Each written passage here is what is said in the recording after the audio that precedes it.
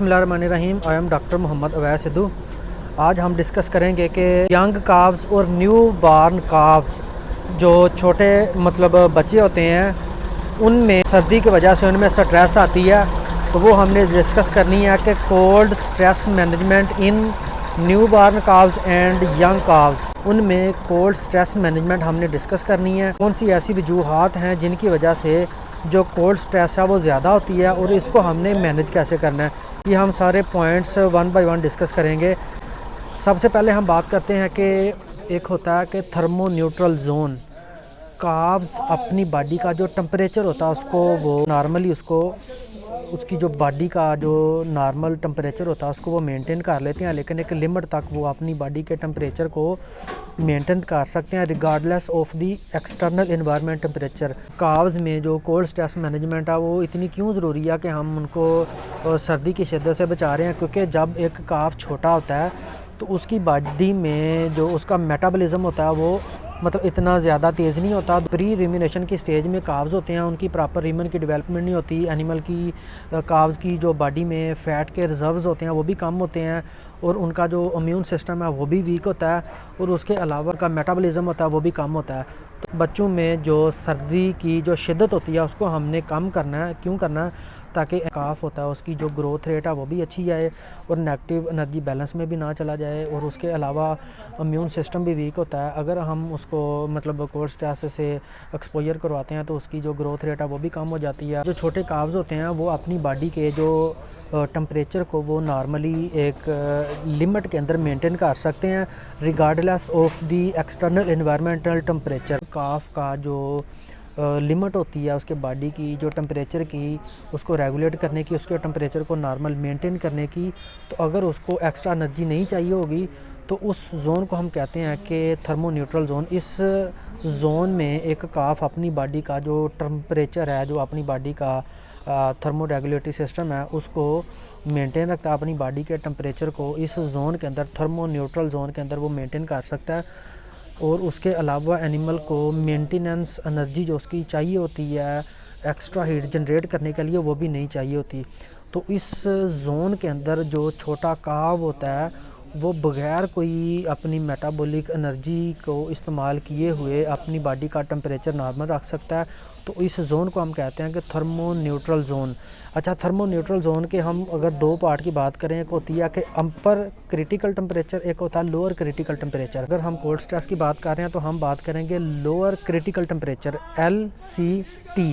Lower critical temperature में जो range होती है, इसमें जो लोअर क्रिटिकल टेम्परेचर का मतलब ये है कि इस टेम्परेचर की रेंज के अंदर एनिमल में या छोटे काव्स में जो कोल्ड स्ट्रेस है वो नहीं आती। अगर इससे ज़्यादा टेम्परेचर कम होता है, लोअर क्रिटिकल टेम्परेचर से भी ज़्यादा कम हो जाता है, तो उसके अंदर फिर एनिमल को कोल्ड स्ट्रेस फील होगी। तो कोल्ड स्ट्रेस की वजह से एनिमल का जो बॉडी का टेम्परेचर है वो कम हो जाता है, तो एनिमल में हाइपोथर्मिया हो जाता है, तो इम्यून सिस्टम है वो भी डिस्टर्ब हो जाता है, तो नेगेटिव एनर्जी बैलेंस में भी एनिमल चला जाता है। कोल्ड स्ट्रेस को मैनेज कर लेते हैं तो काफ की ग्रोथ भी अच्छी हम ले सकते हैं। उसमें जो डिजीज़ के अगेंस्ट इम्यूनिटी है वो भी हम प्रोड्यूस करवा सकते हैं। काफ है एक वीक का, एक हफ्ते का जो काफ है, उसमें जो लोअर क्रिटिकल टेम्परेचर की जो रेंज है वो तकरीबन 15 डिग्री सेंटीग्रेड से लेके 20 या 21 डिग्री सेंटीग्रेड तक उसकी रेंज है लोअर क्रिटिकल टेम्परेचर की। अगर हम बात करें कि एक मंथ का जो काफ होता है, एक मंथ से लेके 3 मंथ तक, प्री वीनिंग से लेके वीनिंग तक जो काफ की जो एज होती है उसमें जो लोअर क्रिटिकल टेम्परेचर की जो रेंज होती है वो तकरीबन 12 डिग्री सेंटीग्रेड से लेकर 0 तक चली जाती है। 0 से अगर टेम्परेचर और कम होगा तो उसकी वजह से काफ में कोल्ड स्ट्रेस आएगी। लोअर क्रिटिकल टेम्परेचर की रेंज होती है, ये डिपेंड करती है कि एनिमल के मेटाबॉलिज्म के ऊपर, उसकी रिमिनेशन के ऊपर, उसके रीमन डेवलपमेंट के ऊपर, उसके जो मेटाबॉलिज्म है उसके ऊपर, उसकी एज के ऊपर और उसकी जो न्यूट्रिशन के ऊपर। जो मेन चीज़ है ये डिपेंड करती है लोअर क्रिटिकल टेम्परेचर की जो रेंज होती है। जो काव्स में जो कोल्ड स्ट्रेस होती है उसमें कौन कौन से ऐसे फैक्टर्स हैं जो असरअंदाज होते हैं, उसमें उसकी बेडिंग आ जाती है, उसकी रुमिनेशन आ जाती है, उसकी जो फीडिंग आ जाती है, उसकी जो मिल्क फीडिंग आ जाती है या काफ मिल्क रिप्लेसर फीडिंग आ जाती है, वो डिपेंड करती है। एनिमल का जो बॉडी का हेयर कोट होता है वो डिपेंड करता है। उसकी वजह से जो एनिमल में जो काफ में जो कोल्ड स्ट्रेस होती है, ये इन फैक्टर्स के ऊपर असरअंदाज होती है। तो इनको हम डिस्कस करेंगे। सबसे पहले अगर हम बात करें कि अगर एक काफ का जो बॉडी का हेयर कोट है, वो मतलब हेयर कोट है वो वेट है, कोल्ड स्ट्रेस है वो ज़्यादा होगी।